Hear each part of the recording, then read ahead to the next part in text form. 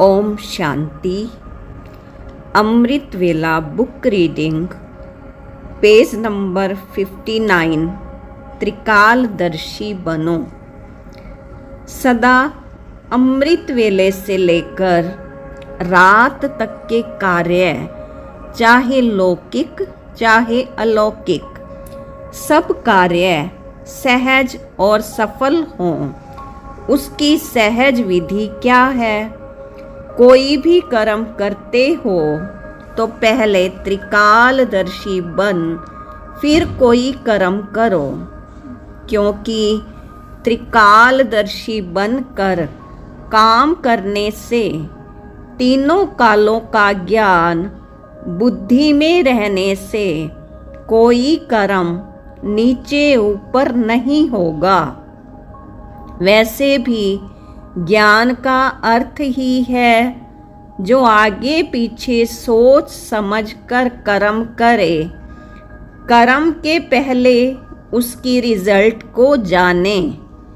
ऐसे नहीं जल्दी जल्दी जो आया वो कर लिया, उसमें सफलता नहीं होती। पहले परिणाम को सोचो फिर कर्म करो तो सदा श्रेष्ठ परिणाम निकलेगा। श्रेष्ठ परिणाम को ही सफलता कहा जाता है। ऐसे नहीं बहुत बिजी था, जो काम सामने आया वो करना शुरू कर दिया, नहीं। जैसे बाप दादा ने श्रीमत दी है कि भोजन करने के पहले भोग लगाओ, पीछे खाओ। भोग लगाने का कर्म अगर नहीं करते और जल्दी जल्दी में खा लिया तो परिणाम क्या होगा? याद भूलने से जो ब्रह्मा भोजन का, अन्न का मन पर प्रभाव पड़ना चाहिए वह नहीं होगा। एक तो प्रभाव नहीं पड़ेगा और दूसरा बाप की श्रीमत ना मानने का नुकसान होगा, क्योंकि अवज्ञा हो गई ना, उसका भी उल्टा फल मिलना है। अगर कर्म करने से पहले यह आदत पड़ जाए कि पहले तीनों काल सोचना है, त्रिकालदर्शी स्थिति में स्थित होकर फिर कर्म करो, तो कोई भी कर्म व्यर्थ नहीं होगा, साधारण नहीं होगा। लौकिक में भी सफलता प्राप्त करेंगे और अलौकिक में सफलता ही सफलता है। तो त्रिकालदर्शी की स्मृति के स्थिति रूपी तख्त पर बैठो, फिर निर्णय करो कि क्या करना है, क्या नहीं करना, कैसे करना है। फिर कोई भी कर्म फल नहीं देवे, यह हो नहीं सकता। बीज अगर शक्तिशाली होगा तो फल अवश्य मिलेगा, लेकिन जल्दी जल्दी में कमज़ोर कर्म करते हो तो फल भी थोड़ा बहुत मिल जाता है। जितना मिलना चाहिए उतना नहीं मिलता, जितना चाहते हो उतना नहीं मिलता। तो हर कर्म की सफलता का आधार है त्रिकालदर्शी स्थिति। ऐसे नहीं सिर्फ याद रखो कि मास्टर त्रिकालदर्शी हूँ और कर्म करने के समय भूल जाओ। इसे यूज़ करना, इस अभ्यास में कभी भी अलबेले नहीं बनो। यह अभ्यास करो, क्योंकि 21 जन्म के लिए जमा करना है। एक जन्म में 21 जन्म का जमा करना है, तो कितना टेंशन देना पड़ेगा? टेंशन नहीं, लेकिन सदा अटेंशन रखो। अलबेलेपन का अब परिवर्तन करो। दाता दे रहा है तो पूरा लो। देने वाला दे और लेने वाला थोड़ा लेकर खुश हो जाए तो रिजल्ट क्या होगी? फिर नहीं मिलेगा। इसलिए पूरा अटेंशन दो। नेक्स्ट पॉइंट, आत्मा के लिए टाइम टेबल बनाओ। आज समर्थ बाप अपने चारों ओर के मास्टर समर्थ बच्चों को देख रहे हैं। एक हैं सदा समर्थ और दूसरे हैं कभी समर्थ कभी व्यर्थ की तरफ ना चाहते भी आकर्षित हो जाते।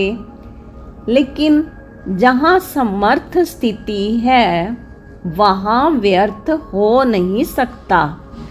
संकल्प भी व्यर्थ नहीं उत्पन्न हो सकता। बाप दादा देख रहे थे कि कई बच्चों की अब तक भी बाप के आगे फरियाद है कि कभी कभी व्यर्थ संकल्प याद को फरियाद में बदल देते हैं। चाहते नहीं हैं लेकिन आ जाते हैं। विकल्पों की स्टेज को तो मेजॉरिटी समय तक समाप्त कर लिया है, लेकिन व्यर्थ देखना, व्यर्थ सुनना, व्यर्थ सोचना, व्यर्थ समय गंवाना, इसमें फुल पास नहीं है। क्योंकि अमृत वेले से सारे दिन की दिनचर्या में अपने मन और बुद्धि को समर्थ स्थिति में स्थित करने का प्रोग्राम सेट नहीं करते, इसलिए अपसेट हो जाते हैं। जैसे अपने स्थूल कार्य के प्रोग्राम को दिनचर्या प्रमाण सेट करते हो, ऐसे अपनी मनसा समर्थ स्थिति का प्रोग्राम सेट करेंगे तो स्वतः ही कभी अपसेट नहीं होंगे। जितना अपने मन को समर्थ संकल्पों में बिजी रखेंगे तो मन को अपसेट होने का समय नहीं मिलेगा। आजकल की दुनिया में बड़ी पोजीशन वाले, जिन्हों को आईपी या वीआईपी कहते हैं, वो सदा अपने कार्य की दिनचर्या को समय प्रमाण सेट करते हैं। तो आप कौन हो? वह भले वीआईपी हैं, लेकिन सारे विश्व में ईश्वरीय संतान के नाते, ब्राह्मण जीवन के नाते आप कितनी भी वी आगे लगा दो तो भी कम है। क्योंकि आपके आधार पर विश्व परिवर्तन होता है। आप विश्व के नव निर्माण के आधार मूर्त हो। बेहद के ड्रामा के अंदर हीरो एक्टर हो और हीरे तुल्य जीवन वाले हो तो कितने बड़े हुए। यह शुद्ध नशा समर्थ बनाता है और देह अभिमान का नशा नीचे ले आता है। आपका आत्मिक रूहानी नशा है, इसलिए नीचे नहीं ले आता, सदा ऊंची उड़ती कला की ओर ले जाता है। तो व्यर्थ की तरफ आकर्षित होने का कारण है अपने मन बुद्धि की दिनचर्या सेट नहीं करते हो। मन को बिजी रखने की कला संपूर्ण रीति से सदा यूज नहीं करते हो।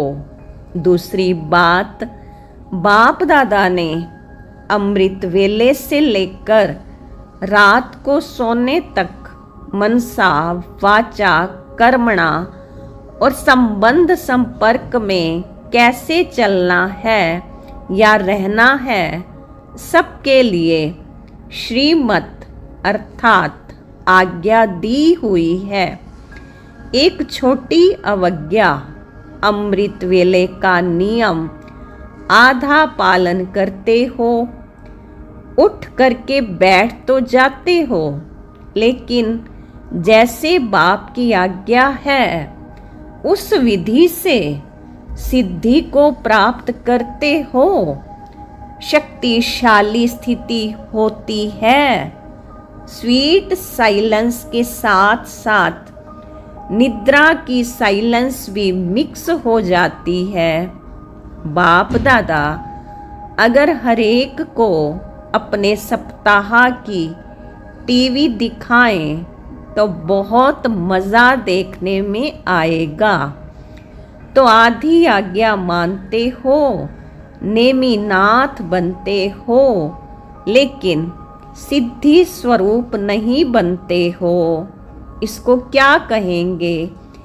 ऐसी छोटी छोटी आज्ञाएं हैं, जैसे आज्ञा है किसी भी आत्मा को ना दुख दो ना दुख लो। इसमें भी दुख देते नहीं हो, लेकिन ले तो लेते हो ना।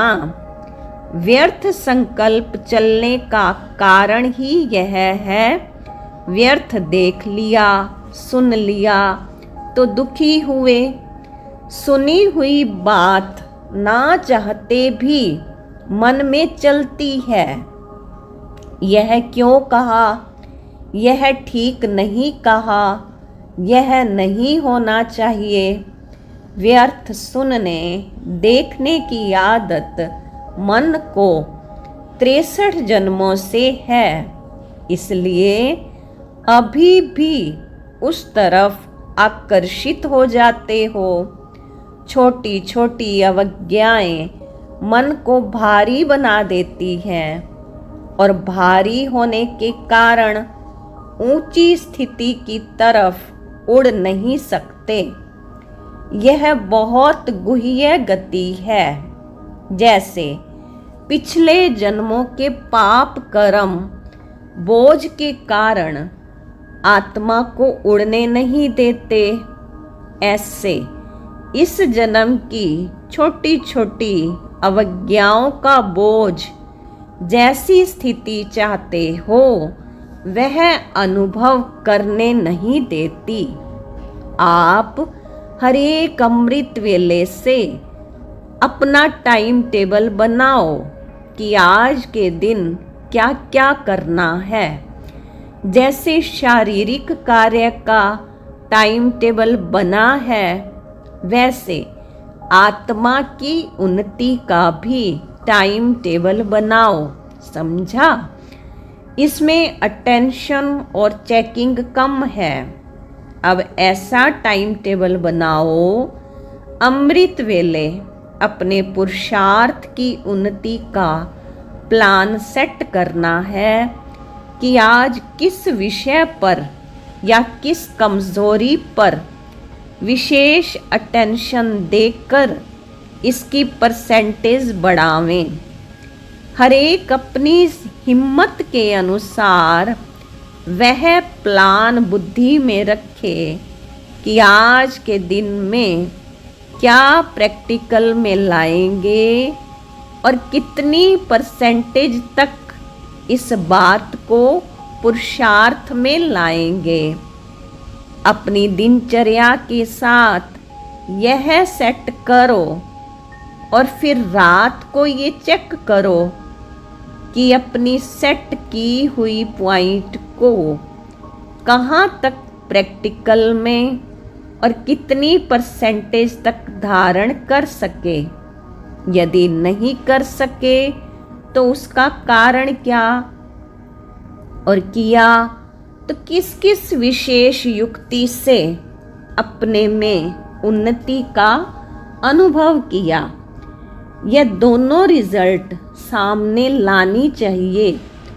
और अगर देखते हो कि जो आज का लक्ष्य रखा था उसमें उतनी सफलता नहीं हुई, या जितना प्लान बनाया उतना प्रैक्टिकल नहीं हो पाया, तो उसको छोड़ नहीं देना चाहिए।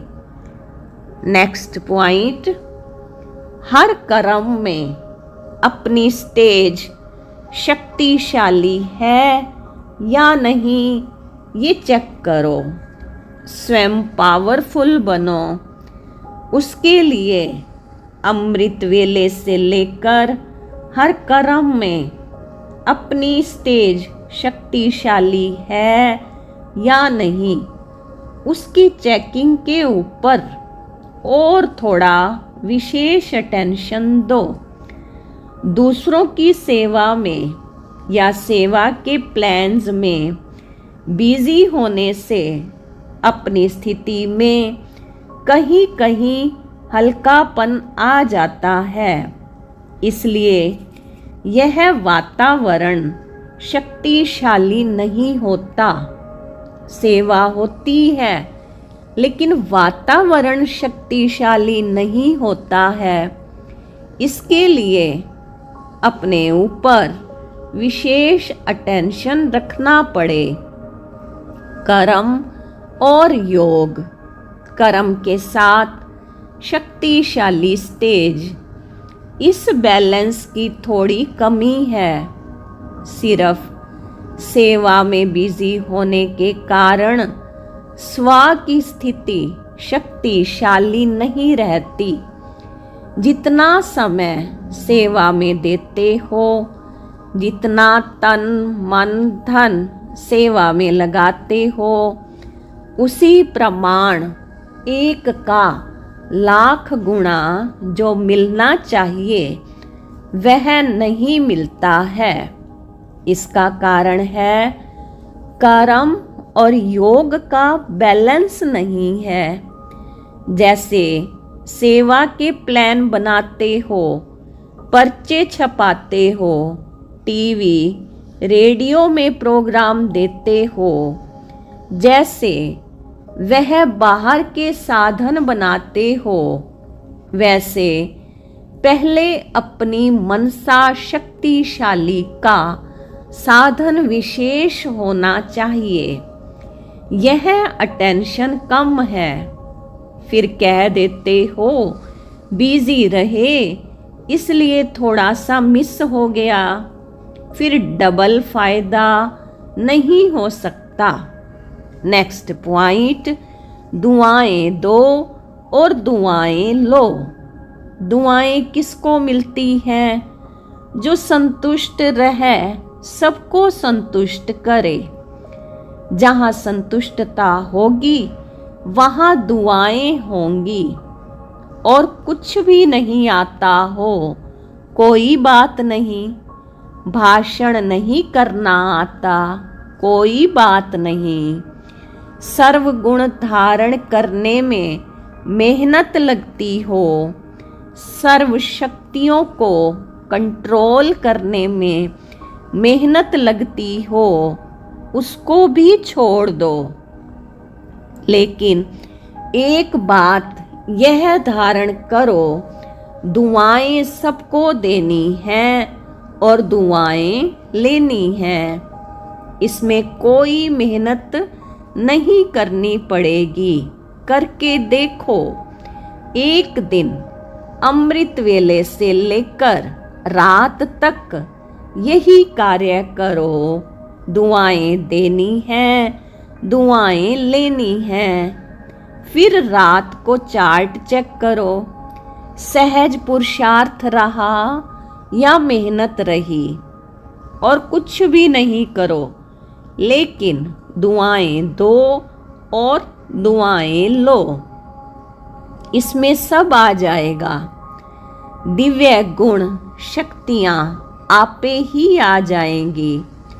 कोई आपको दुख दे तो भी आपको दुआएं देनी हैं, तो सहन शक्ति, समाने की शक्ति स्वतः आ जाएगी। ओम शांति।